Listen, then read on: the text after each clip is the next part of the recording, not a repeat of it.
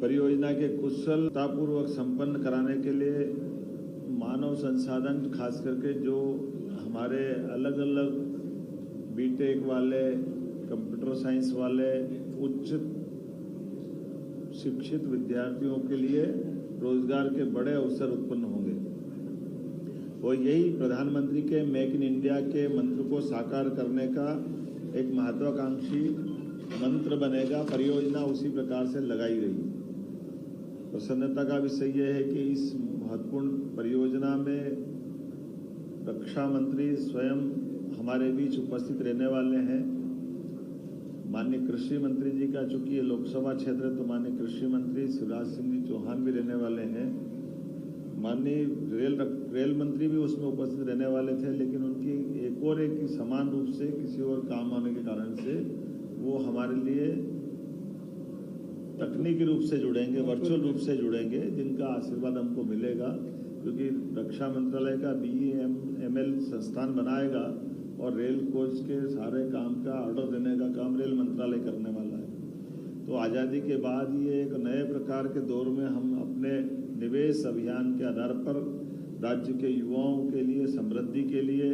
काम और बाकी चीज़ों के लिए मध्य प्रदेश का जो हमने अभियान चलाया था, ये उसी का अगला पड़ाव है। उल्लेखनीय है कि इसी के तुरंत बाद हम लगातार, जो मैंने कहा है कि हमारा 10 तारीख से ही इस कारखाने के स्वदेशीकरण के भाव के आधार पर ये जो अभियान चला रहे हैं, इसमें हमने सभी स्कूल, कॉलेज, सभी प्रकार के तकनीकी संस्थान, युवाओं को अपने पूरे प्रदेश में माहौल बना रहा है कि तिरंगा से इसको जोड़ करके स्वदेशीकरण की भावना के आधार पर ही जब आज़ादी का पर्व हमारे लिए केवल 5 दिन दूर रहेगा, ऐसे में हर घर तिरंगा, जिसका ये 4था वर्ष प्रारंभ हो रहा है, उसी में स्वदेशी की भावना और इस बार स्वच्छता का थीम पे आधार पर ये हर घर तिरंगा अभियान का अभियान चलने वाला है। इसके आधार पर हम अपने उस पुरानी भावना के आधार पर, जब आज़ादी के पूर्व क्रांतिकारियों ने,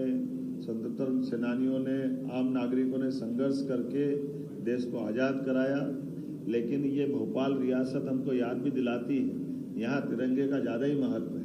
ये 4 स्टेट थी जिनने भारत में मिलने से मना कर दिया था।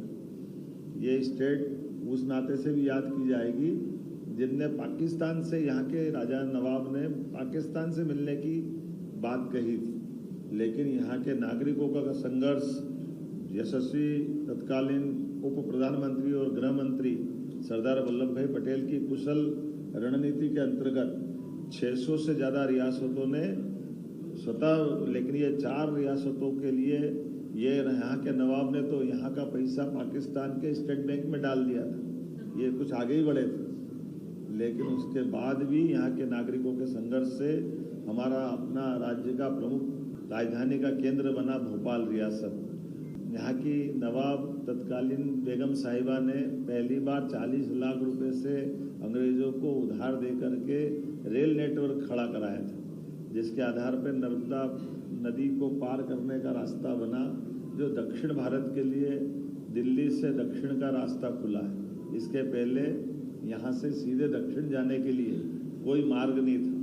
तो ये रेल नेटवर्क हमको वो भी याद दिलाता है, इसलिए रेल कोच से जोड़ करके हमने तिरंगे की इस यात्रा को इस नाते से भी खास रूप से जोड़ा है।